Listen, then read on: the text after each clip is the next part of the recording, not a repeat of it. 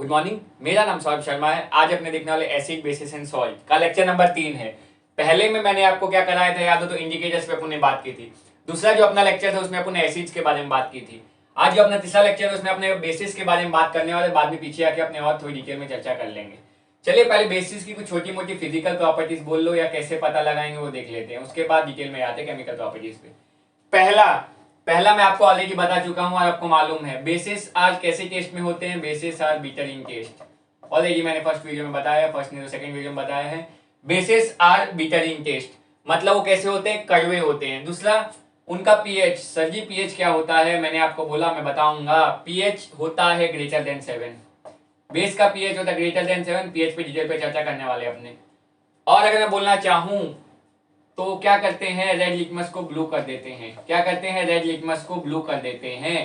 और आखिरी पॉइंट में बोलना चाहूं तो स्लिपरी टू टच होते हैं। कैसे होते हैं, स्लिपरी टू टच मतलब आपने साबुन देखा है, साबुन को आप टच करें तो आपको कैसे फील लगता है। तो मान लीजिए आपने NaOH लिया, एक स्ट्रॉन्ग बेस है, जब आपने NaOH लिया जब आप उसको टच करोगे तो आपको स्लिपरी वो सेम सोप वाली फीलिंग आपको आएगी।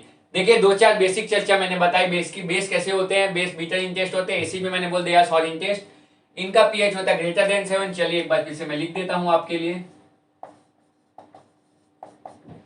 बिटर इन टेस्ट ये होते थे, सॉल्ट इन टेस्ट खट्टे हुआ करते थे, मैंने बताया आपको याद होगा। अगर दूसरा बोलना चाहूं पीएच लेस देन 7 होता था, 7 से कम पीएच वाले को अपने एसिड बोलते थे।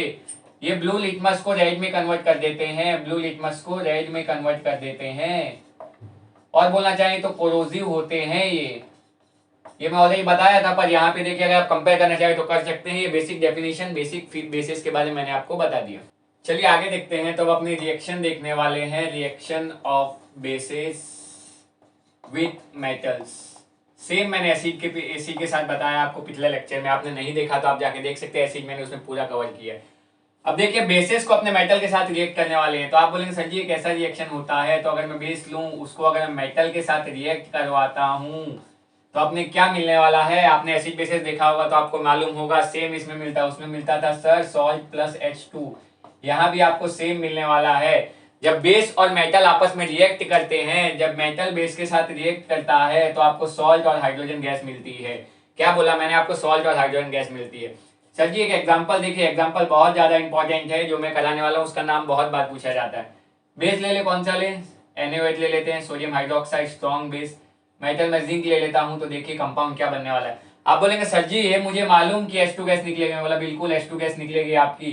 ये आपका बनेगा Na2ZnO2। क्या बनेगा, Na2ZnO2। क्या कोई मुझे इसका नाम बता सकता है, नहीं सर जी आपको पता होना चाहिए, ये इंपॉर्टेंट है। इसका नाम है सोडियम जिंकेट। ये MCQ में बहुत बार क्वेश्चन आता है। क्या बोला मैंने, MCQ में बहुत बार क्वेश्चन आता है। इसका नाम है सोडियम जिंकेट। इसका आपको नाम पूछ लिया जाता है, नाम नहीं तो आपका फॉर्मूला पूछ लिया जाता है, दैट इज Na2ZnO2। तो मैंने क्या बोला, जब बेस जब मेटल के साथ रिएक्ट करते हैं तो अपने को सॉल्ट मिलता है। देखिए सॉल्ट मिला है सोडियम जिंकेट और हाइड्रोजन गैस आपकी रिलीज हो जाती है। अगर मैं बोलूं आपको कैसे पता चलेगा कि हाइड्रोजन गैस रिलीज हुई है, तो फिर से मैं बोलूंगा पिछले में जब मैंने बताया है, फिर भी चलिए इधर भी देख लेते हैं। उसको बोलते हैं पॉप साउंड टेस्ट। कौन सा टेस्ट, पॉप साउंड टेस्ट। जब एक आप क्या बोलते हैं माचिस की तिल्ली को टेस्ट ट्यूब के पास ले जाएंगे तो पप करके आवाज आता है, पॉप साउंड टेस्ट। वो अपने को वेरीफाई करता है, वो जो साउंड है वो वेरीफाई करता है कि हाइड्रोजन गैस निकली है। तो बेसिकली बहुत बार इस पे भी क्वेश्चन बनता है, पॉप साउंड टेस्ट हाइड्रोजन कौन से साउंड से पता चलता है, जब रिएक्शन होगा जो गैस निकलेगी। अगर आप बर्निंग मैस्टिक को आप अगर टेस्ट ट्यूब के पास ले जाएंगे यहाँ से गैस निकले, पॉप साउंड देगा तो आपको बता देगा कि हाइड्रोजन गैस है। ये पिछले वीडियो मैंने जेल में एक्सप्लेन किया है, बट यहाँ भी मैं करते जा रहा हूँ। सेम अगर मैं लिखना चाहूं तो मैं जानता हूं एसिड प्लस मेटल क्या देते हैं, बोलिए बोलिए, एसिड प्लस मेटल भी देते हैं, सॉल्ट प्लस H2। बहुत कम गिने चुने बेसिस ही मेटल के साथ रिएक्ट करते हैं, सारे बेसिस रिएक्ट करते नहीं है, आपको ये ध्यान रखना है। मेरे को लगता है आपको ये रिएक्शन समझ आया होगा। चलिए दूसरा रिएक्शन देखते हैं, reaction of basis with metal carbonate और मेटल हाइड्रोकार्बोनेट। तो देखिए मैं क्या बोलता हूँ, बेस प्लस मेटल कार्बोनेट या मेटल हाइड्रोजन कार्बोनेट आपको देंगे बढ़िया सा रिएक्शन, नो रिएक्शन। सर जी आपने क्या लिख दिया, मेटल कार्बोनेट या metal hydrogen carbonate basically base की तरह ही बिहेव करते हैं, तो बेस का बेस के साथ रिएक्शन नहीं होता, इसलिए इसमें आएगा नो रिएक्शन। मेरे को लगता है आपको समझ आ रहा होगा। उसमें अपन ने किया था कि जब एसिड मेटल कार्बोनेट या मेटल हाइड्रोजन कार्बोनेट रिएक्ट करते हैं तो आपको मिलता है salt plus carbon dioxide gas. कौन सा गैस बोला मैंने, कार्बन डाइऑक्साइड गैस। वो इंपॉर्टेंट है, देख लेना। कार्बन डाइऑक्साइड का भी टेस्ट होता है, वो मैंने एसिड वाले में बताया है। चलिए इसका अगला रिएक्शन देखते हैं, reaction of non metallic oxide with basis.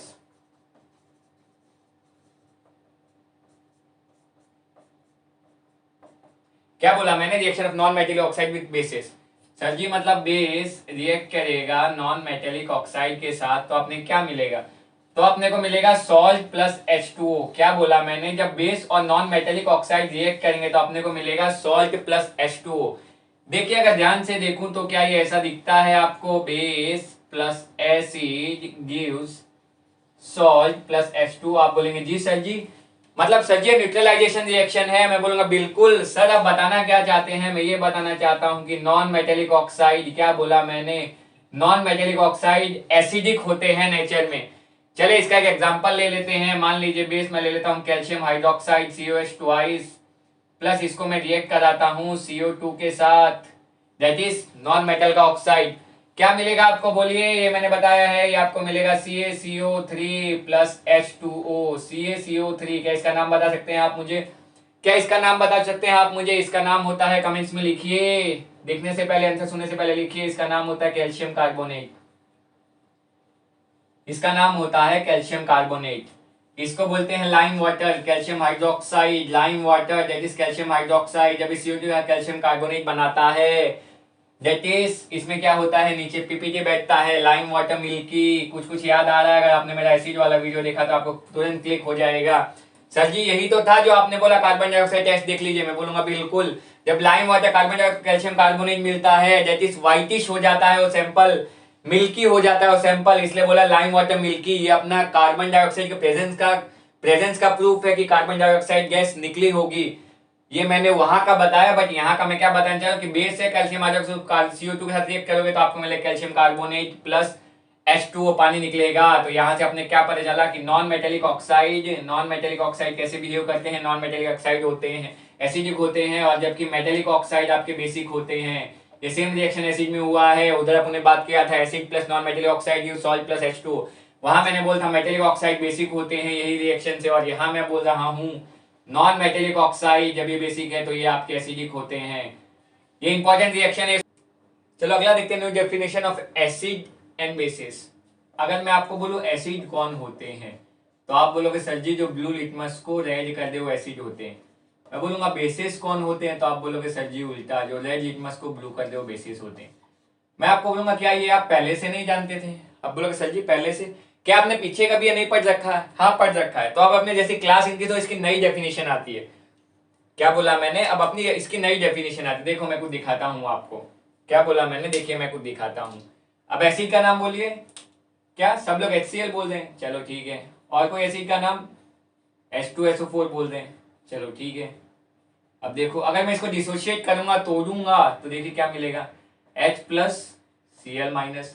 अगर मैं इसको तोड़ूंगा तो ये आपको देगा 2H plus plus SO4 2 minus. आपको कुछ दिख रहा है क्या इसमें? बोलूंगा ध्यान से देखो तो देखिए आपको दिख रहा है H प्लस कॉमन। क्या बोलूंगा मैं आपको, H प्लस कॉमन दिख रहा है। तो सब्सटेंस, या मैं बोलना चाहूं तो chemical substance which dissociate into H plus और H3O plus ions when dissolved in water। ये क्या लिखा सर जी आपने? जो है मैंने वही लिखा। देखिए HCl क्या देता है अपने को, H प्लस आयंस देगा और Cl माइनस आयंस देगा। H2SO4 क्या देता है, H प्लस आयंस देगा और H2SO4 आयंस देगा। ये कब dissociating to ion dissolve in water, जब अपने इनको पानी में डालते हैं तो ये अपने को H प्लस आयंस देते हैं। जब अपने इनको पानी में डिसोशिएट करते हैं तो ये अपने को H प्लस आयंस देते हैं। मतलब एसिड जो वो होते हैं जो पानी में डालने के बाद अपने को H प्लस आयंस देते हैं। सर जी आपने एक और लिखा H3O प्लस, मैं बोलूंगा बिल्कुल। देखिए क्या आपने एसिड में किया, मतलब आपको H प्लस मिला है, अब पानी में आपने किया तो पानी का H2O भी तो होगा, तो देखिए वो आपको क्या बना देगा, H3O प्लस।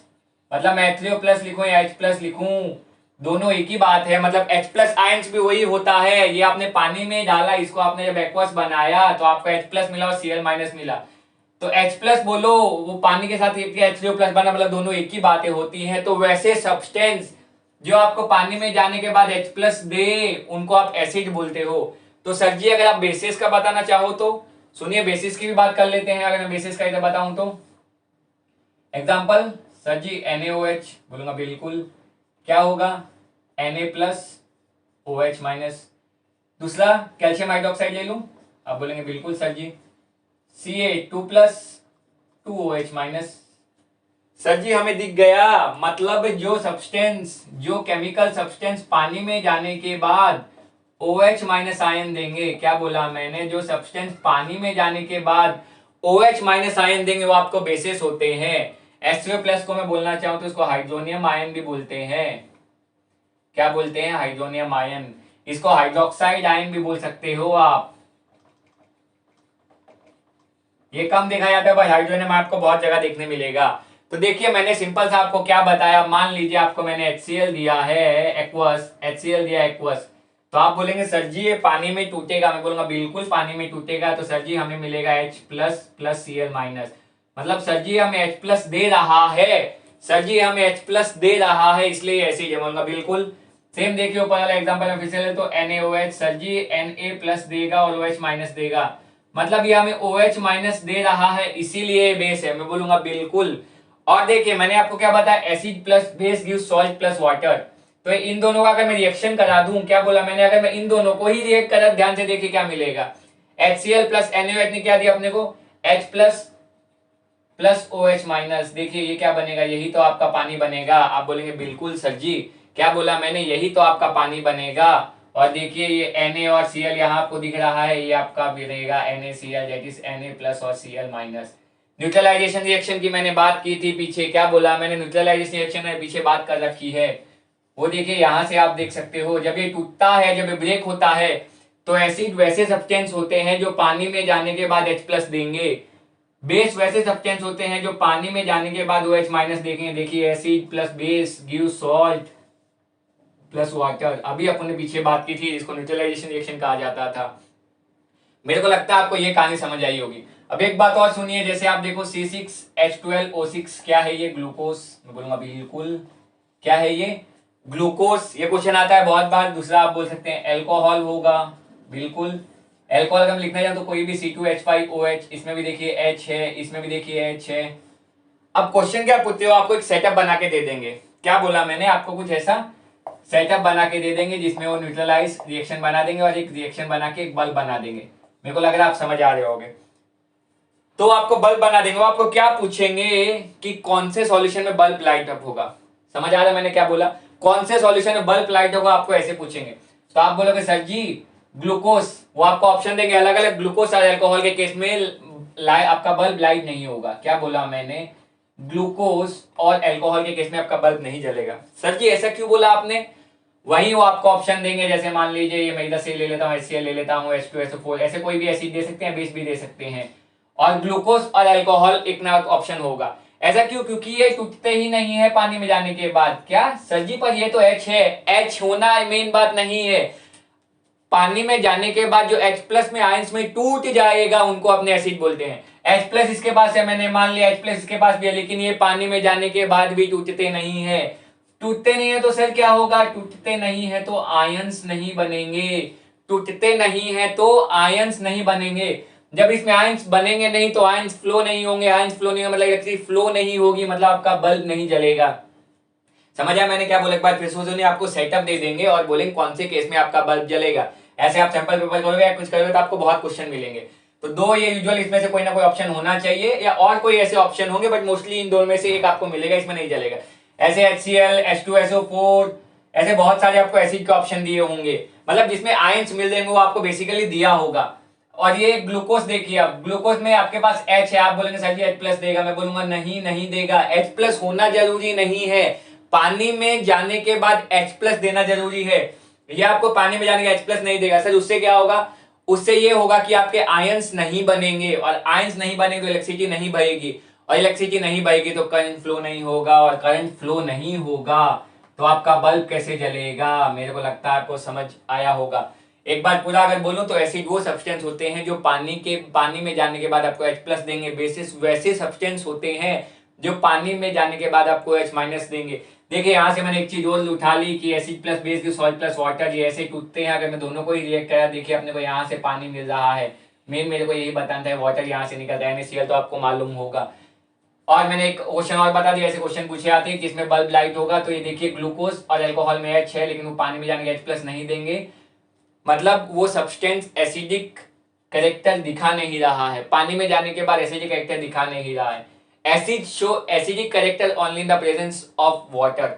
चलिए एक एक्सपेरिमेंट है, एक्टिविटी बोल लीजिए, इस पे तो क्वेश्चन बहुत बार पूछा जाता है। अभी मैंने आपको बोला कि acid show acidic behaviour only presence of water.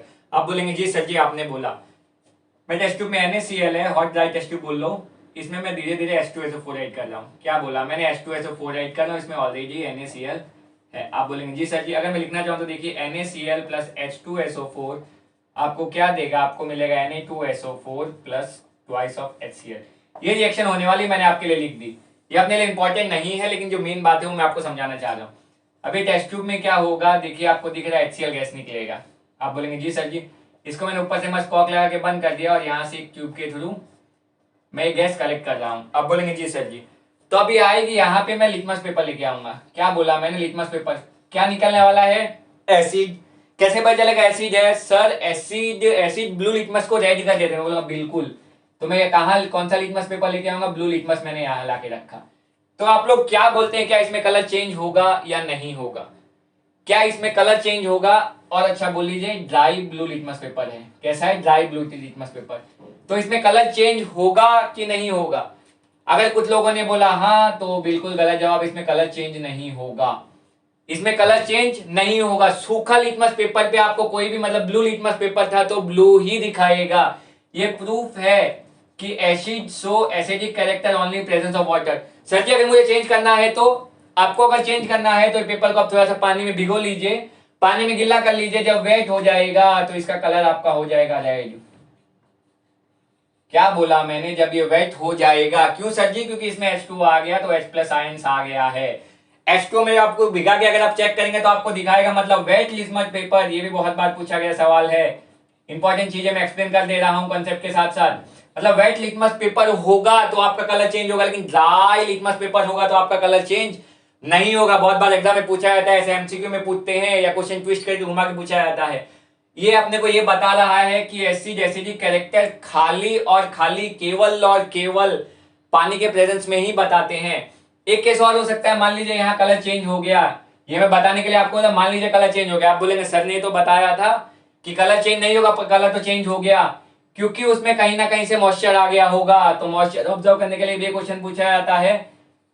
इसमें लेते हैं अपना कैल्शियम क्लोराइड, CaCl2 बोलते हैं इसको, अब्जॉर्बिंग एजेंट बोलते हैं। कैल्शियम क्लोराइड यूज करते हैं मॉइस्चर हटाने के लिए। तो पहले जो अपना सब्सटेंस होता है उसके थ्रू पास किया जाता है। क्या बोला मैंने? कौन सा? अपना मॉइस्ट निकालने के लिए यूज करते हैं। तो आपको लिखना है कैल्शियम क्लोराइड, आपको ऑप्शन में ये दिया होगा calcium chloride is moisture absorbing. तो अगर आप इसके थ्रू पास कर दोगे तो आपका थोड़ा बहुत बाई चांस कहीं से मॉइस्चर आया होगा तो खत्म हो जाएगा, तो आपका चेंज नहीं आएगा। कभी बाई चांस आपको चेंज दिखा रहा है तो आप मान लीजिए कहीं ना कहीं से मॉइस्चर आया होगा। तो कौन सा अपना ऑब्जर्विंग एजेंट है? CaCl2 कैल्शियम क्लोराइड इस मॉइस्चर ऑब्जर्विंग एजेंट। ये भी आपको याद रखना है। गार्ड ट्यूब बोलते हैं इसको। कौन सा ट्यूब बोलते हैं? इसको बोलते हैं गार्ड ट्यूब। इसके थ्रू सब्सटेंस को पास किया तो मॉइस्चर तो ऑब्जर्व कर लेता है। सर जी क्यों? Because of calcium chloride. मेरे को लगता है आपको ये बात भी समझ आई होगी। क्या लिखा है? टाइप्स ऑफ एसिड या बेस। तो एसिड को अपने दो तरीके से बोल सकते हैं, एक स्ट्रॉन्ग एसिड्स होते हैं और एक वीक एसिड्स होते हैं। आप बोलेंगे जी सर जी इसका एक और क्लासिफिकेशन है, that is organic acid and inorganic acid. जो मैंने आपको लेक्चर नंबर 2 में एसिड पाया वहां पे मैंने उसके बारे में चर्चा कर ली थी, वो मैं यहाँ नहीं करने वाला। तो स्ट्रॉन्ग एसिड और वीक एसिड। स्ट्रॉन्ग एसिड वो होते हैं जो completely dissociate into ions, completely dissociate into ions, मतलब पूरे तरीके से आयंस में टूटे जाते हैं। जैसे HCl, वो क्या होगा? H++Cl-। देखिए मैं एक ही एरो बना रहा हूं, H2SO4। सर जी एक एरो से मतलब एक कंप्लीटली डिसोशिएट हो जाते हैं, कंप्लीटली पूरी तरीके से 100% डिसोशिएट हो जाते हैं। ये तो सर जी अब हमें याद होता है 2H+ और SO4 2-। तो जो कंप्लीटली डिसोशिएट हो जाए पानी के बाद आयंस में, मैंने बोला एसिड वो है जो पानी में जाने के बाद आयंस दे। जो कंप्लीटली पूरे तरीके डिसोशिएट है उनको बोलते हैं स्ट्रॉन्ग एसिड। स्ट्रॉन्ग एसिड हो गए। वीक एसिड वो होते हैं जो पार्शियली, कंप्लीटली नहीं, पार्शियली डिसोशिएट इनटू आयंस, मतलब पूरे के तरीके से आयंस में नहीं टूटते हैं, कंप्लीटली 100% डिसोशिएट नहीं होते, वो 60% होंगे, 40% होंगे। जैसे मैं लेना चाहूँ तो acetic acid that is CH3COOH, तो देखिए इसमें मैं दोनों एरो दिखा रहा हूँ, दैट इज H+ आप बोलेंगे सर जी, और CH3COO माइनस, मैं बोलूँगा बिल्कुल। एग्जाम्पल लिखा मैंने, एसिटिक एसिड, लैक्टिक एसिड बोल सकते हैं आप, ये सब मैंने आपको एसिड वाले वीडियो में पूरे डिटेल में बताए हैं। कौन सा किस में से पाया जाता है इसका तो आपने को दिख ही रहा है सर जी, याद होते आ रहा में HCl होगा, सल्फ्यूरिक एसिड और HCl hydrogen chloride, sulphuric acid और HNO3 नाइट्रिक एसिड। मेरे को लगता है आपको ये क्लासिफिकेशन समझ आई होगी। अब देखिए अगर मैं बेस की बात करना चाहूँ तो सेम बेस के साथ होता है, क्या बोला मैंने, सेम बेस के साथ होता है। तो वीक बेस वो होते हैं जो पार्शियली डिसोशिएट होते हैं, जो पार्शियली डिसोशिएट होते हैं, और क्या देंगे सर जी, वो देंगे OH माइनस आयंस। हाँ सर जी, H+ एसिड देते हैं, OH माइनस बेस देते हैं। और अगर मैं स्ट्रॉन्ग की बात करूं तो स्ट्रॉन्ग बेसिस वो होते हैं जो कंप्लीटली डिसोशिएट होते हैं, किसमें बोलो, completely dissociate into OH minus ions. जो पूरे तरीके से डिसोशिएट हो जाएंगे उनको अपने स्ट्रॉन्ग बेस बोलते हैं, और जो पार्शियली डिसोशिएट होंगे उनको अपने क्या बोलते हैं, उनको अपने बोलते हैं वीक बेसिस, पार्शियली होंगे तो। एग्जाम्पल आप मैग्नीशियम हाइड्रोक्साइड ले सकते हो, कैल्शियम हाइड्रोक्साइड ले सकते हो। अगर मैं इधर स्ट्रॉन्ग में लिखना चाहूँ तो NaOH होता है, सोडियम हाइड्रोक्साइड। ये एग्जांपल आपको खाली पता होने चाहिए, आपको मेन कंसेप्ट पता होना चाहिए। स्ट्रॉन्ग एसिड वो जो कंप्लीटली डिसोशिएट हो जाएंगे आयंस में, वीक एसिड वो जो कंप्लीटली पार्शियली डिसोशिएट होंगे।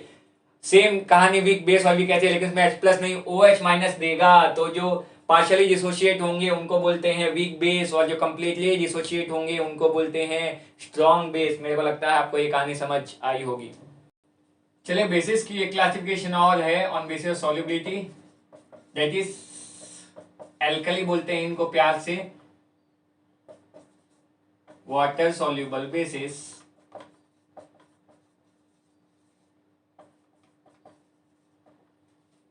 दो एक क्लासिफिकेशन, और एक सॉल्युबल और एक इनसॉल्युबल। तो जो वाटर सॉल्युबल बेसिस होते हैं, द बेसिस भी सॉल्युबल है, उनको अपने एल्कली बोलते हैं। अपने मोस्टली इस कक्षा में इसी के बारे में बात करने वाले हैं, जो वाटर में सॉल्युबल होते हैं। दूसरे होते हैं वाटर इनसॉल्युबल, जो वाटर में इनसॉल्युबल नहीं होते। इस चैप्टर में मैं यूजुअली बेस बोले एल्कली बोलूँ, इस चैप्टर में 10th के लिए सेम हो सकता है, बट जो वाटर सॉल्युबल बेसिस हो तो आपको पता होना चाहिए एल्कली। तो आप कहीं एल्कली देखो तो आपको समझ जाना चाहिए बेस की बात कर रहा है, आपको ज्यादा कुछ सोचना नहीं है। कुछ होते हैं इनसॉल्युबल, जो सॉल्युबल नहीं होते, वाटर इनसॉल्युबल बेसिस, या बेसिस लिखना हो तो which are not soluble in water. इसके एग्जांपल आपको चाहिए तो अमोनिया होता है, देखिए NH3 NH4OH होता है। इसके आपको चाहिए तो आपको याद होंगे NaOH, MgOH twice, magnesium hydroxide, calcium hydroxide. ये एक और क्लास भी, एक मैंने बताया बेसिस वीक होते हैं और बेसिस स्ट्रॉन्ग होते हैं। स्ट्रॉन्ग वो होते हैं जो कंप्लीट डिसोशिएट हो जाते हैं और OH माइनस आयन देते हैं। वीक होते हैं जो पार्शियल डिसोशिएट होते हैं। एक आप बोल सकते हो सॉल्युबल बेसिस, एक इनसॉल्युबल बेसिस। एक क्वेश्चन और है पीछे एनसीईआरटी में, अपने टेक्स्ट बुक का क्वेश्चन है। अब मैंने बोला एसिड होते हैं, जैसे मान लीजिए H+ देते हैं, और बेसिस होते हैं वो OH माइनस देते हैं। क्या मैंने आपको ये बताया? आप बोलेंगे बिल्कुल। तो अगर मैं बोलूं कि H+ आयंस दे रहे हैं एसिड्स, तो क्या इसका मतलब ये है वो OH माइनस नहीं देंगे? मैंने बोला एसिड वो होते हैं जो H+ आयंस देते हैं, और बेसिस वो होते हैं जो OH माइनस आयंस देते हैं। लेकिन क्या इसका मतलब ये है कि वो H+ आयंस या OH minus, acid OH minus ions नहीं दे रहे होंगे, या बेसिस H+ आयंस नहीं दे रहे होंगे? ऐसा बिल्कुल नहीं होता है। जो एसिड होते हैं वो भी OH माइनस आयंस प्रोड्यूस करते हैं। Acid also produce OH minus ions, लेकिन जो H+ की मात्रा होती है वो बहुत ज्यादा हो जाती है OH माइनस। थोड़ी देर में पीएच पढ़ाऊंगा, उसके आसपास लगभग घूमेगा। बेसिस भी H+ आयंस देते हैं, लेकिन OH माइनस बहुत ज्यादा होते हैं एज कंपेयर टू H+, इसीलिए वो बेस हो जाता है। क्वेश्चन एनसीईआरटी का टेक्स्ट बुक का लास्ट में देख लीजिए, does bases produce H+ ions, if so why are they bases, ऐसा कुछ क्वेश्चन है। तो H+ आयंस मतलब H+ आयंस दे मतलब सर जी एसिड होंगे, मतलब बिल्कुल। इसका मतलब ये नहीं है कि OH माइनस आयंस नहीं देगा, वो दोनों आयंस देंगे, H+ बहुत ज्यादा देंगे, इसलिए अपने उनको एसिड बोलते हैं। OH माइनस आयन देगा सर जी वो बेस होते हैं, इसका मतलब ये नहीं होता कि H+ आयंस नहीं देते। H+ आयंस वो कम देते हैं, इसलिए अपने उनको बेसिस में ट्रीट करते हैं। मेरे को लगता है आपको ये समझ आया होगा। चलिए अगला टॉपिक देखते हैं, डाइल्यूशन ऑफ एसिड या बेसिस। अब सुनिए मैं क्या बोलना चाहता हूं। कॉन्सेंट्रेटेड एसिड या बेस आपने सुना होगा और डाइल्यूट एसिड या बेस आपने सुना होगा, नहीं सुना तो सुन लीजिए। कॉन्सेंट्रेटेड एसिड वो होते हैं जिसमें minimum possible amount of water रहता है। सर जी ये क्या बोला आपने? मान लीजिए HCl लेता हूं मैं, तो आप बोलेंगे सर जी पानी में डाल दोगे तो H+Cl- में टूट जाएगा, एक तरफ है बने। बोले बिल्कुल, ये सब बातें ठीक है, बट इसमें पानी की मात्रा कम से कम रहेगी। मान लीजिए 98% प्योर है, मान लीजिए मैं ऐसा बोलता हूँ, क्या बोला मैंने? 98% प्योर है, समझाने के लिए बता। तो इसमें कहने का मतलब 98% प्योर मतलब 2% उसमें पानी होगा। तो कम से कम जितना जितना कम से कम पानी हो उसको बोलते हैं कॉन्सेंट्रेटेड एसिड। CONC ऐसा देखा होगा आपने, concentrated HCl, concentrated sulphuric acid. ये बहुत ज्यादा हार्मफुल होते हैं क्योंकि इसमें कॉन्सेंट्रेशन एसिड का बहुत ज्यादा होता है। डाइल्यूट एसिड क्या होता है? इसमें बोल सकते हैं maximum possible amount of water हो, मैक्सिमम पॉसिबल या फिर मच मोर वाटर हो, मतलब पानी बहुत ज्यादा एज कंपेयर टू एसिड। अगर इसका उल्टा एग्जांपल लूं तो ऐसा प्रैक्टिकल नहीं करेंगे, बट फिर भी मान लीजिए HCl ही लेता हूं मैं, तो उसमें खाली 2% एसिड है और बाकी मैंने पानी डाल दिया है, तो उसका कॉन्सेंट्रेशन मैंने कम कर दिया है। तो जिसमें कम से कम पानी हो एसिड में वो कॉन्सेंट्रेटेड होते हैं, जिसमें ज्यादा पानी हो डाइल्यूट एसिड होते हैं। इसमें एक बढ़िया कहानी आती है कि सर जी कॉन्सेंट्रेटेड है लेकिन हम उसको डाइल्यूट कैसे करेंगे? क्या बोला मैंने? हम उसको डाइल्यूट कैसे करेंगे? तो देखिए दो हो सकते हैं, दो अपने पास प्रोसीजर हो सकते हैं। आप होशियार है ज्यादा मुझसे, आप मुझे बताइए क्या करोगे आप। एक में मैंने इसमें एसिड डाल दिया है, ये आपका एसिड है, और एक में मैंने इसमें पानी डाल दिया है। अब मैं एसिड में पानी डाल रहा हूं और इधर पानी है तो उसमें मैं एसिड डाल रहा हूं। आप कौन सा करेंगे? मैं क्या बोल रहा हूं, अपने को अभी डाइल्यूशन करना है। डाइल्यूशन का मतलब सर जी वो होता है जिसमें ज्यादा पानी हो। बोला बिल्कुल। तो मान ली मेरे पास कॉन्सेंट्रेटेड एसिड है, उसको मेरे को डाइल्यूशन करना है, तो मैं आपको बोलूं कि मुझे डाइल्यूट करना है, तो दो तरह के बच्चे होंगे। आप इसमें से कौन सा करेंगे? आप एसिड में पानी डालेंगे कि पानी में एसिड डालेंगे, और क्यों? सर जी हम क्या करेंगे, एसिड ले लेंगे फाइट उसमें पानी डाल देंगे। आप एसिड ले लो फाइट उसमें पानी डाल दो, मतलब आप ये वाला करोगे। मैं बोलता हूँ बिल्कुल गलत प्रोसीजर है।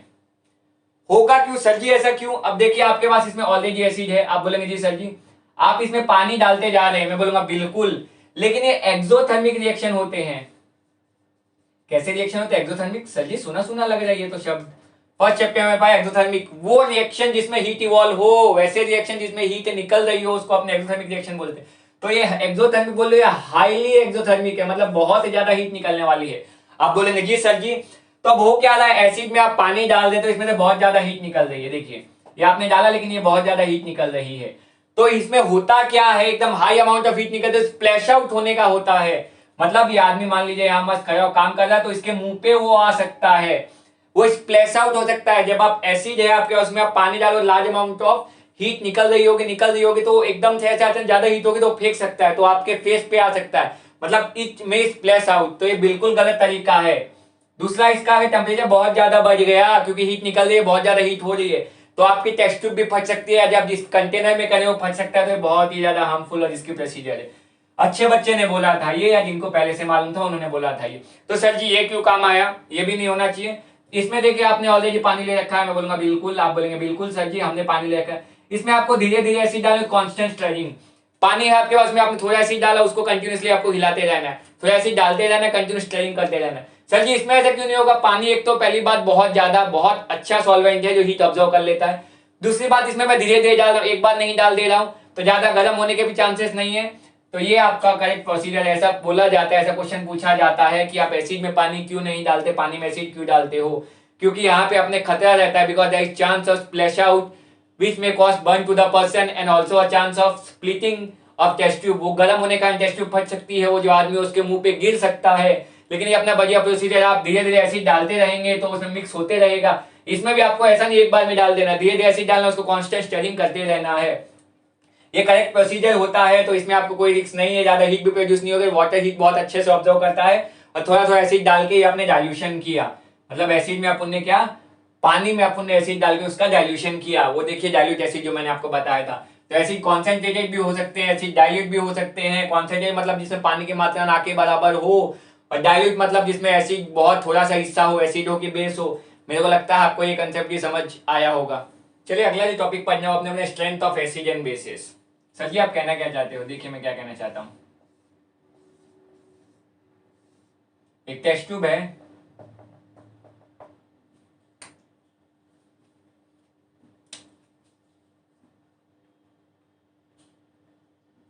ये मेरा क्या है सर जी? एसिड लाल। और ये मेरा क्या है? बेस। ये मुझे मालूम है, मैंने आपको नहीं बताया। मैं बोलूंगा आप मुझे बताइए। अब क्या करोगे? लिटमस पेपर लोगे, इसमें कौन सा डालोगे? बेस। किसको? रेड लिटमस को ब्लू करते हैं। तो इसमें आपने रेड लिटमस पेपर डुबाया, इसका कलर चेंज हो गया ब्लू। आप बोलोगे सर जी ये बेस है। बोलूंगा बिल्कुल, वेरी गुड। अब आपने इसमें ब्लू लिटमस पेपर ऐड किया तो वो क्या करेगा? रेड कर देगा। सर जी ब्लू लिटमस रेड हो गया मतलब ये एसिड है। बोलूंगा बिल्कुल, आप लोग बहुत स्मार्ट हो। मतलब सर जी बेस और एसिड मुझे पता चल गए। अब सुनिए,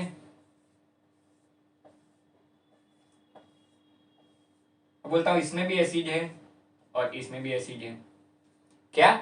इसमें भी एसिड है और इसमें भी एसिड है। तो आप क्या करोगे? तो सर जी हम नहीं बता सकते, इंडिकेटर का यूज करके हम कैसे बताएंगे? दोनों एसिड है तो हम नहीं बता, क्योंकि दोनों क्या करेंगे? क्यों नहीं बता सकते आप? क्योंकि दोनों ब्लू लिटमस को रेड कर देंगे। दोनों आपके ब्लू लिटमस को कैसा कर देंगे? दोनों आपके ब्लू लिटमस का कलर चेंज करके लाल कर देंगे। आप बोलोगे जी सर जी ये ब्लू लिटमस को रेड टर्न करने मतलब दोनों एसिड है वो आप बता दोगे। दोनों एसिड है वो आप बता दोगे, लेकिन आप ये कैसे बताओगे इसमें कौन सा स्ट्रॉन्ग और कौन सा वीक है? कौन सा स्ट्रॉन्ग है या कौन सा वीक है, क्या आप मुझे वो बता सकते हो? आप बोलेंगे नहीं सर जी वो तो हम नहीं बता सकते। तो उसके लिए एक और इंडिकेटर आता है, इसको बोलते हैं यूनिवर्सल इंडिकेटर। क्या बोला मैंने? उसके लिए एक और इंडिकेटर आता है, इसको बोलते हैं universal indicator. Sir ji universal indicator क्या है? बेसिकली वो इंडिकेटर है जो मिक्सचर ऑफ ऑल इंडिकेटर है, मिक्सचर ऑफ डिफरेंट इंडिकेटर्स। मतलब सर जी समझ नहीं आया। जैसे आपने पढ़ा methyl orange, natural indicator by phenolphthalein, ये सबको मिला के इन्होंने एक मिक्सचर ऑफ डिफरेंट इंडिकेटर सबको मिक्स करके बनाया, उसको बोला गया यूनिवर्सल इंडिकेटर। बेसिकली इसकी भी एक स्ट्रिप आती है, देखिए काम क्या आता है, इसकी भी आप एक स्ट्रिप आती है। अब बोलोगे जी सर जी, सर जी अब भी हमें कैसे पता चलेगा? मैं बोलूंगा बिल्कुल थोड़ा इंतजार करिए, सब पता चलेगा। अभी स्ट्रिप इसकी दे दी जाती है और इस पे डिफरेंट डिफरेंट कलर आते हैं। क्या बोला मैंने? जब इसकी स्ट्रिप को आप डिप करोगे कोई भी टेस्ट ट्यूब में, जब इसकी स्ट्रिप को आप कोई भी टेस्ट ट्यूब में डिप करोगे तो आपको कलर्स मिलेंगे। क्या बोला मैंने? तो आपको कलर्स मिलेंगे। सर जी कैसे कलर? डिफरेंट कलर मिलेंगे। कैसे कलर मिलेंगे? डिफरेंट कलर मिलेंगे। सर जी उससे क्या होगा? वो कलर से आप बता सकते हो कि कौन सा एसिड वीक है, कौन सा एसिड स्ट्रॉन्ग है, या कौन सा बेस वीक है, कौन सा बेस स्ट्रॉन्ग है। समझ आया मैंने क्या बोला? कौन सा स्ट्रॉन्ग है कौन सा वीक है, उसके लिए सबसे पहले आपको लगेगा यूनिवर्सल इंडिकेटर। आप बोलोगे सर जी समझ आ गया। सर जी वो क्या होता है? वो mixture of different indicator. Sir ji वो भी समझ आ गया। एक स्ट्रिप लूंगा सर जी, मैं उसको डुबाऊंगा तो अलग अलग कलर देगा। जब आप उसको डीप करोगे तो आपको डिफरेंट डिफरेंट कलर देगा। और वो कलर आपके पास कहाँ होते हैं? वो कलर आपके पास एक पीएच स्केल आती है, स्टैंडर्ड स्केल। क्या बोला मैंने? उस पे ऐसी पट्टी दी होती है, उसमें कलर रहते हैं। क्या बोला मैंने? उसे पट्टी दी गई होती है, वहां पे कलर रहते हैं। बेसिकली बीच में यहाँ कहीं मान लीजिए 7 आता है। क्या बोला मैंने? यहाँ 2 मिनट बाद फिर से बताऊंगा सब। इसकी रेंज रहती है 0 to 14 तक। जो पीएच रहेगी उसकी रेंज रहती है 0 to 14 तक। पीएच की रेंज कितनी है? 0 to 14 तक। बीच में 7 होगा, यहाँ 0 1 2 ऐसे स्टार्ट हो रहे होंगे। यहाँ बेसिकली आपका डार्क ब्लू कलर रहेगा। कुछ कुछ आपको आइडिया होना चाहिए कि कहाँ पे क्या आता है, बाकी आपका काम चल जाएगा।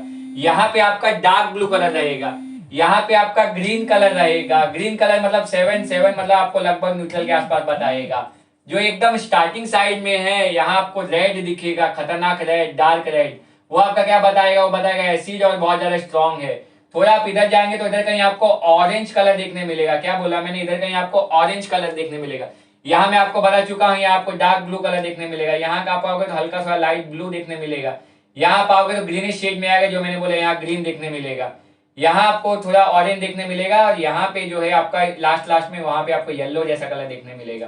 मेरे को लगता है आपको समझ आ रहा होगा। डिफरेंट कलर है जो अपने को पीएच स्केल पे दे दी गई। आपको ज्यादा याद करने की जरूरत नहीं, आपको बस एक बेसिक आइडिया होना चाहिए। जैसे मैंने बताया कि स्टार्टिंग में रेड होगा, डार्क रेड होगा, लास्ट में ब्लू होगा। सर जी इधर कहीं 7 है, वहां ग्रीन होगा। मैं बोलूंगा बिल्कुल।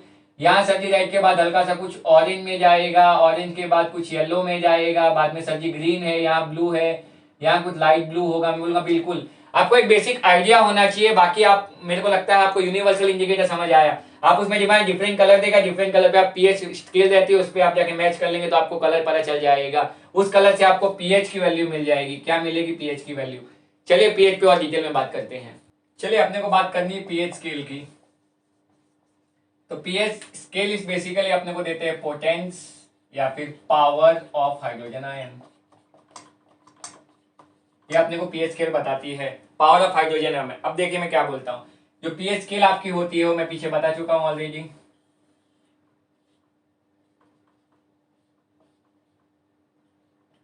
वो 0 to 14 पे रहती है। क्या बोला मैंने? पीएच स्केल आपकी कहां से कहां रहती है? 0 to 14, ध्यान से सुनते जाएगा। अब देखिए आपका पीएच बराबर 7 ले लेता हूं मैं।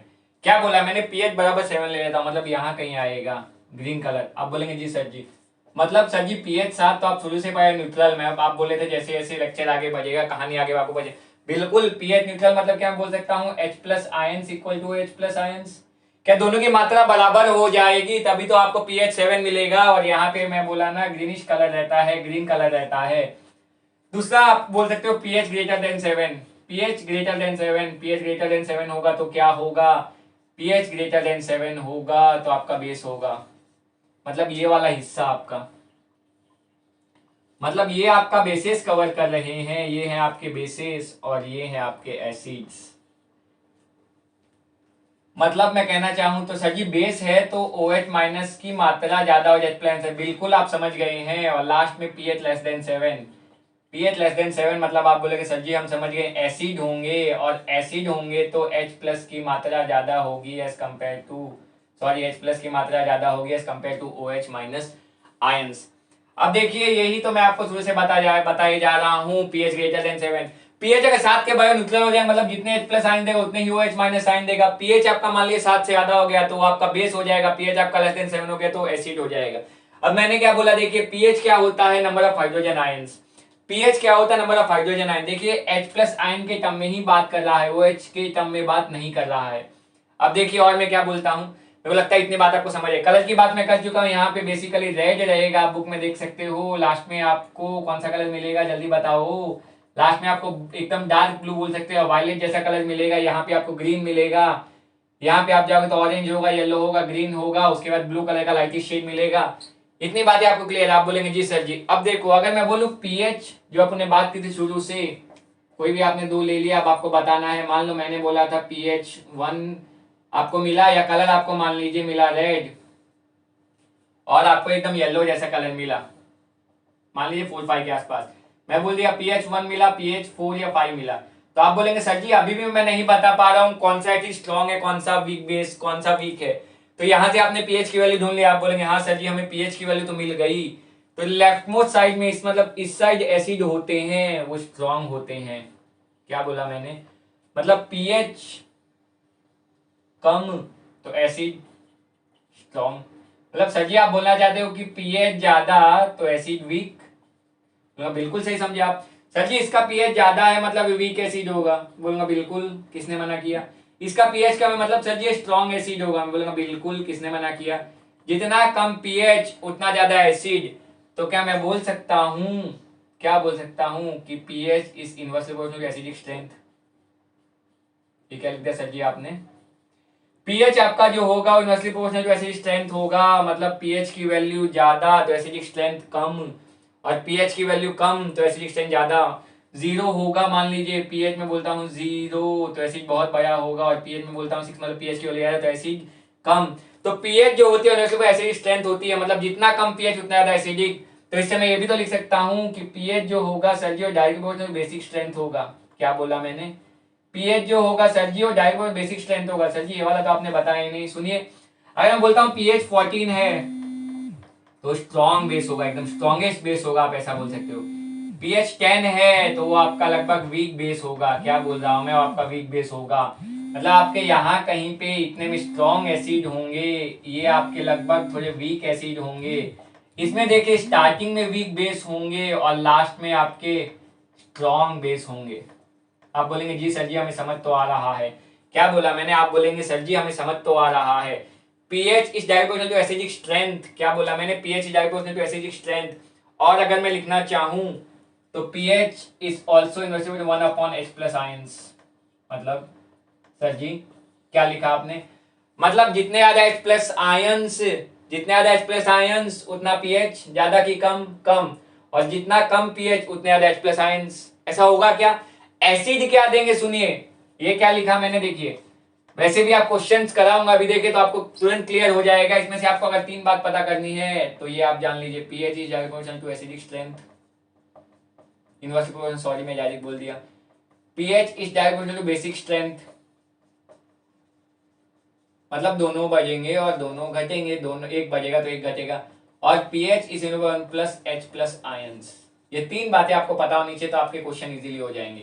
ये क्या होता है, कैसे होता है, वो तो मैं शायद आपको समझा पाया हूँगा, वो मैंने आपको समझाया, बट आपको बेसिकली 3 बातें ही पता होनी चाहिए कि pH लेस देन 7, पहली बात तो pH लेस देन 7 मतलब एसिड होंगे सर जी, जो लेफ्ट मोस्ट साइड पे होंगे सर जी वो बहुत ज्यादा स्ट्रॉन्ग एसिड होंगे, और जो राइट मोस्ट साइड पे होंगे बहुत ज्यादा स्ट्रॉन्ग बेस होंगे। बोला बिल्कुल, जो इसके पास वाले होंगे, जो इसके पास वाले होंगे वीक बेस होंगे, लेकिन वीक एसिड होंगे, और जो इसके पास वाले होंगे वो वीक बेस होंगे। मतलब इधर आने पे एसिड स्ट्रेंथ बढ़ रही है और उधर जाने पे बेसिक स्ट्रेंथ बढ़ रही है, समझ आ रहा है मेरे को, लग रहा है आपको, इधर एसिड स्ट्रेंथ बढ़ रही है उधर बेसिक स्ट्रेंथ बढ़ रही है। और मैंने आपको बताया, आपको ये पता होना चाहिए कि pH 7 मतलब न्यूट्रल होगा सर जी, pH 7 से ज्यादा है तो बेस होगा। मैंने देखिए आपको बोला था कि एसिड है, इसका मतलब ये नहीं कि केवल H+ आयंस है, एसिड है इसका मतलब ये है कि OH- आयंस भी है, लेकिन H+ आयंस उससे बहुत ज्यादा है, ये मैंने आपको बोला था।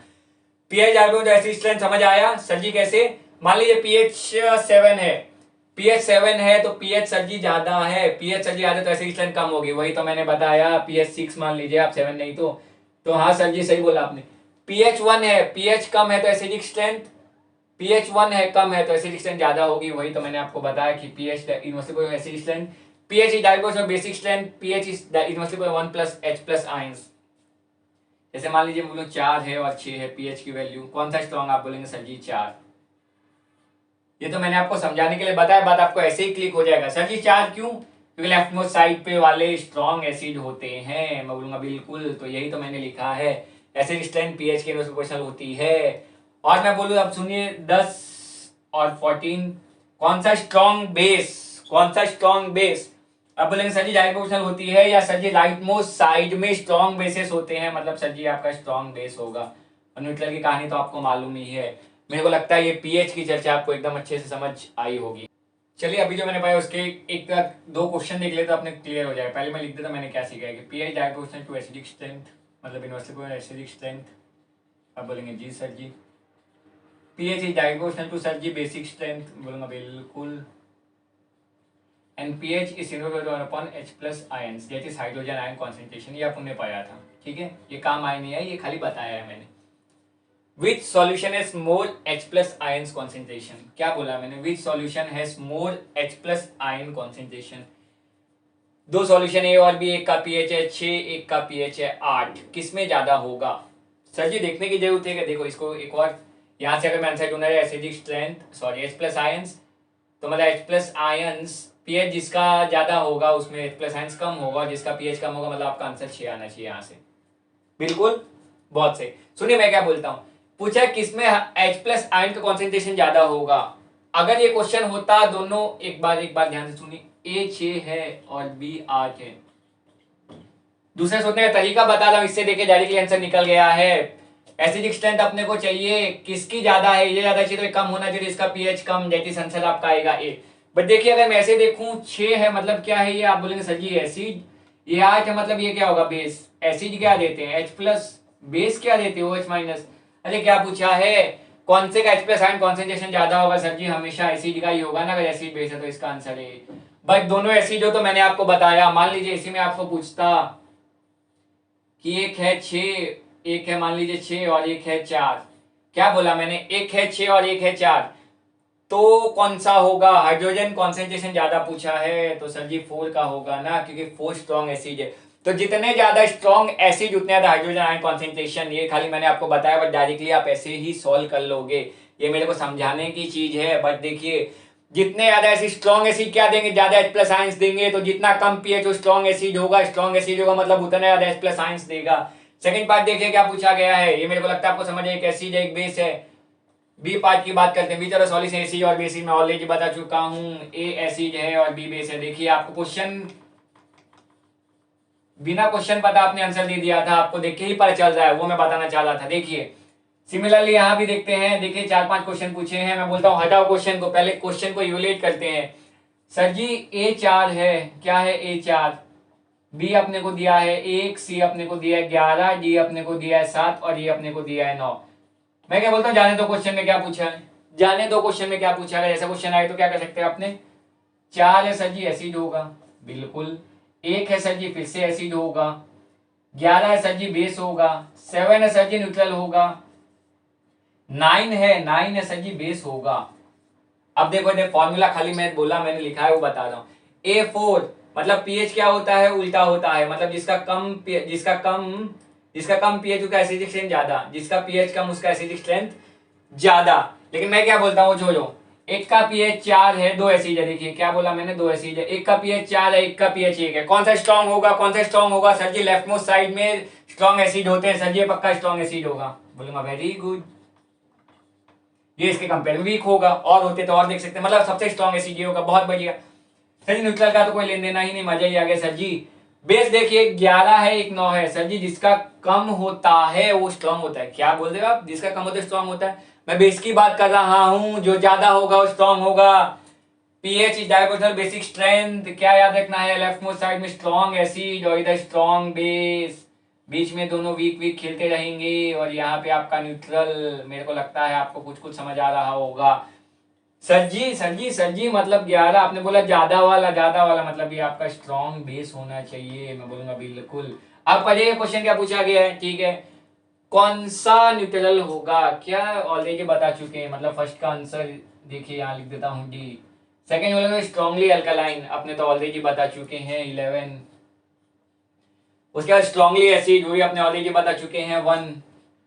उसके बाद बोला वीकली एसिड, 2 एसिड दिए तो एक स्ट्रांग तो दूसरा वीक होगा ना, तो ये देखिए इसको 4 ले लेता हूं मैं। वीकली अल्कलाइन मैंने बोला इस रेंज में होगा, मतलब 9-10 के आसपास। देखिए ई बचा है ना, क्या ई मतलब पीएच 9। मेरे को लगता है ये क्वेश्चन आपको समझ आएगा, आपको ऐसे ही क्वेश्चन पूछे जाएंगे, कौन सा ज्यादा है कौन सा कम है। 3 फॉर्मूले मैंने बताए, बट फॉर्मूले का यूजुअली ये मैंने आपको समझाया, आपको ये पता होना चाहिए, तो आपका काम हो जाएगा कि 7 से कम एसिडिक, 7 से कम इधर पूरे सर्जी एसिडिक होंगे, उसमें भी सर इधर वाले स्ट्रॉन्ग एसिड होंगे, ये आपको पता होना चाहिए। सर जी इधर वाले बेस होंगे, उसमें भी ये वाले स्ट्रॉन्ग बेस होंगे, वो आपको पता होना चाहिए। मतलब बेस में जब पीएच बढ़ेगा, पीएच इंक्रीज होगा तो स्ट्रॉन्ग होगा, लेकिन एसिड में जब पीएच घटेगा तो वो वीक होगा, अरे सॉरी तो वो स्ट्रॉन्ग होगा। ये एक उल्टी कहानी है जो यहाँ पे है कि pH inverse acidic strength, pH आपको बेसिक स्ट्रेंथ, और pH equal to 1/H+ ion. जो जितने ज्यादा H+ आयंस देगा, जितने ज्यादा H+ आयंस देगा उतना ज्यादा एसिडिक होगा, मतलब उसका pH उतना कम होगा। मेरे को लगता है मैं आपको pH स्केल, यूनिवर्सल इंडिकेटर बहुत अच्छे से समझा पाया हूँ। ऑफ pH इन एवरी जगह बेसिकली पूरा थियरी पर इस पे थोड़ी चर्चा कर लेते। pH इन डाइजेस्टिव सिस्टम, तो अपने को मालूम होगा अपने स्टमक में बेसिकली एसिड प्रोड्यूस होता है, HCl, जो अपने फूड डाइजेस्ट करने काम आता है। बट कभी कभी अपने बहुत कुछ बाहर का खा लेते हैं, अपने को बहुत कुछ मिल जाता है, पिज्जा बर्गर बहुत सारी चीजें अपने एक साथ खा ले, तो कभी कभी क्या होता है एसिड ज्यादा प्रोड्यूस होने लगता है ड्यू टू इनडाइजेशन। एसिड ज्यादा प्रोड्यूस होता है, डाइजेशन अपना होता नहीं है, तो क्या होता है इस कंडीशन को अपने एसिडिटी बोलते हैं। बहुत बार आपने बोला होगा एसिडिटी हो गई है, घर वालों सुना होगा कि आज एसिडिटी हो गई है। बेसिकली एसिड ज्यादा प्रोड्यूस हो जाता है, ये एसिड अपने को लिमिट में चाहिए। जब एसिड ज्यादा प्रोड्यूस होता है तो आपको एसिडिटी होती है, तो उसको न्यूट्रलाइज करने के लिए आप एंटा एसिड यूज करते हो। क्या बोला मैंने, उसको न्यूट्रलाइज करने के लिए आप एंटा एसिड यूज करते हो। जैसे इनोवा बोलते हैं, इनोवा आप लोग यूज करते हो जब बहुत ज्यादा एसिडिटी होती है, वो बेसिकली एंटा एसिड का टाइप है, मतलब एंटा एसिड है। वो क्या करते हैं एंटा एसिड, तो आपको मालूम तो है acid plus base neutralisation reaction, तो इसको न्यूट्रलाइज कर देते हैं। जो एक्स्ट्रा एसिड होता है वो बेस यूज करते हैं तो उसको न्यूट्रलाइज हो जाता है। तो ज्यादा एसिडिटी हो तो अपने को एंटा एसिड लेने पड़ता है। एंटा एसिड बेसिकली दवाइयों में, काफी दवाइयों में भी यूज होते हैं, काफी दवाई में भी यूज होता है एंटा एसिड। कौन से यूजुअली अपने यूज करते हो, मैग्नीशियम हाइड्रोक्साइड यूज करते हैं, जिसका पीएच लगभग 10 to 10.5 के आसपास होता है। याद रखना, ये बहुत बार पूछा जाता है। मैग्नीशियम, इसको प्यार से मिल्क ऑफ मैग्नीशिया बोलते हैं, बहुत बार पूछा गया सवाल, क्या बोलते हैं, मिल्क ऑफ मैग्नीशिया बोला जाता है इसको प्यार से। मैग्नीशियम हाइड्रोक्साइड, और अपने यूज करते हैं sodium hydrogen carbonate, sodium hydrogen carbonate भी अपने यूज कर सकते हैं। ये दोनों क्या है, ये दोनों बेसिस है, तो जो एक्स्ट्रा एसिड प्रोड्यूस हुआ होगा उसको ये बेस क्या करेगा, न्यूट्रलाइज कर देगा और अपनी एसिडिटी की समस्या दूर हो जाएगी। PH change as tooth decay, अपने को मालूम होगा कि अपना जो टूथ का जो अपना पीएच होना चाहिए वो 5.5 के नीचे नहीं जाना चाहिए। अगर ये 5.5 के नीचे गया, अगर ये 5.5 के नीचे गया टूथ डिके स्टार्ट हो जाएगा। बेसिकली अपने दांत में जो पाया जाता है वो हार्डेस्ट सब्सटेंस है बॉडी का, अपने कौन सा hardest substance, that is tooth enamel जो होता है अपना, one of the hardest substance है। तो जब लेकिन इसका पीएच 5.5 के नीचे आता है, क्या बोला मैंने, जब उसका पीएच 5.5 के नीचे आता है तो टूथ डिके स्टार्ट हो जाता है। क्या स्टार्ट हो जाए, टूथ डिके, बिकॉज क्योंकि वो क्या हो जाता है, ज्यादा एसिडिक हो जाता है। बचपन में सुना होगा मम्मी पापा से चॉकलेट ज्यादा नहीं खानी चाहिए, उसका ये कारण है, जब आप ज्यादा चॉकलेट खाते हो या कंटिन्यूसली खाते रहते हो तो आपका जब पीएच 5.5 के, तो आपका टूथ डिके सड़ने लगेगा, टूथ डिके होने लगेगा, सड़ने लगेगा। तो इसके लिए अपने क्या करना पड़ेगा सर, तो जैसे ही खाते बराबर अपने मुंह मुंह धो लेना चाहिए, पूरा पानी से ब्रश स्प्लैश कर लेना चाहिए। और जो ब्रश करने के लिए अपने को बचपन से बोला जाता है कि डेली ब्रश करना चाहिए, क्यों, क्योंकि एसिड है और इसमें अपने को मालूम है मोस्ट ऑफ द क्या बोला मैंने, उसमें बेसिस पाए जाते हैं। तो जब ये एसिड रिएक्ट हो गया तो ये बेस करके उसको वापस न्यूट्रलाइज की ओर लेके आ जाता है, क्योंकि 5.5 से वापस ज्यादा हो गया तो अपना डीके बंद हो जाए, इसलिए बोला है डेली ब्रश करना चाहिए। Plant and animal are sensitive to pH scale, ठीक है। जब मान लीजिए एसिड रेन होती है, क्या बोला मैंने, एसिड रेन होती है लगभग पीएच 5.6 के आसपास, तो जब वो गिरती है, जब वो धरती पे गिरती है तो लेक एंड पॉन्ड में भी जाती है, मतलब तो इसको पानी को वो एसिडिक कर देती है। क्या बोला मैंने, इसको पानी को एसिडिक कर देती है, तो जो एनिमल रह रहे होंगे पानी में उनको रहने में प्रॉब्लम होती है। तो यहाँ पे बहुत बार या मोस्टली अपने कैल्शियम कार्बोनेट यूज करते हैं इसको न्यूट्रलाइज करने के लिए। क्या यूज करते हैं, कैल्शियम कार्बोनेट का यूज किया जाता है, तो उसको क्या करता है, न्यूट्रलाइज करता है, तो उसका पानी नॉर्मल हो जाता है। और दूसरा मैं बोलूँ तो फार्मर्स यूज करते हैं, मान लीजिए एसिड रेन गिरा तो आपके पीएच में फर्क पड़ा होगा, तो अगर आपका मान ले पीएच एसिडिक हो गया है तो उसको बेसिक किया जाता है, कभी बेसिक हो गया तो उसको एसिडिक किया जाता है। वो फार्मर अपने हिसाब से सेट कर लेते हैं, बट यूजुअली एसिडिक हो जाता है एसिड रेन के कारण, तो उसको क्या कर दिया जाता है, उसको बेसिक कर दिया जाता है। तो अपने भी उसमें भी वापस सेम केस में एसिड से बेस करना हो तो अपने बेस यूज करते हैं। मेरे को लगता है आपको इतनी बातें समझ आई होगी। चलिए चौथा पॉइंट देखते हैं, self defence bye animal and plant. तो इसमें यूजुअली बी स्टिंग आता है, मधुमक्खी ने काट लिया तो क्या छोड़ देती है, मिथेनोइक एसिड, इसको प्यार से फॉर्मिक एसिड भी बोला जाता है। तो इसको वापस न्यूट्रलाइज करने के लिए अपने एक माइल्ड बेस यूज करेंगे, जो मैं पीछे बता चुका हूँ। अपने यूज करते हैं माइल्ड बेस, जिससे ये क्या होता है, न्यूट्रलाइज हो जाता है। मधुमक्खी आपको ऐसे ही आप बैठे हो आके नहीं काटती, कभी कभी हो जाता है, वो आपकी किस्मत खराब होगी, पर बहुत कम ऐसा होता है। बाकी आप उनको भगा रहे होते हो, ऐसा कुछ कर रहे हो तो ही वो आपको काटती है, इसलिए बोला गया self defence bye animal plant. Nettle leaves होते हैं, नेटल लीव्स एक पौधा होता है, उसके भी लीव्स खतरनाक होते हैं, वो भी वापस मिथेनोइक एसिड देते हैं। अगर अपने को लग गया, आपने उसको छूने गए तो अपने को लगेगा तो मिथेनोइक एसिड रिलीज करते हैं, तो वापस अपने को माइल्ड बेस लगाना। माइल्ड बेस मतलब वीक बेस बोल लीजिए आप स्ट्रॉन्ग बेस नहीं लगाएंगे, क्योंकि इससे बहुत ज्यादा हार्मफुल होता है, वो आपके अच्छा होने के बाद खराब कर देगा। मान लो आपको मिथेनोइक एसिड आपने जाके कहने में कर लिया तो आपकी पूरी हालत खराब हो जाएगी। आपको स्ट्रॉन्ग बेस नहीं माइल्ड बेस यूज करने हैं। माइल्ड बेस क्या करते हैं, उसको न्यूट्रलाइज करते हैं, बट आपको ज्यादा हार्मफुल इफेक्ट नहीं। अब डायरेक्टली स्ट्रॉन्ग बेस लगा लोगे तो आपको शरीर, आपके बॉडी को ही जलन और ज्यादा जलन करेगा, चमड़ी को उगाड़ने लगेगा, तो आपका उसमें लॉस ही हो रहा है, कोई फायदा हो नहीं रहा। इसी के साथ आज का बेहतरीन लेक्चर खत्म होता है। अगर आपको वीडियो पसंद आया तो आप लाइक कर सकते हैं, ऐसे ही और वीडियोस के लिए आप मेरे चैनल को सब्सक्राइब कर सकते हैं। Do like, share and subscribe. Thanks for watching.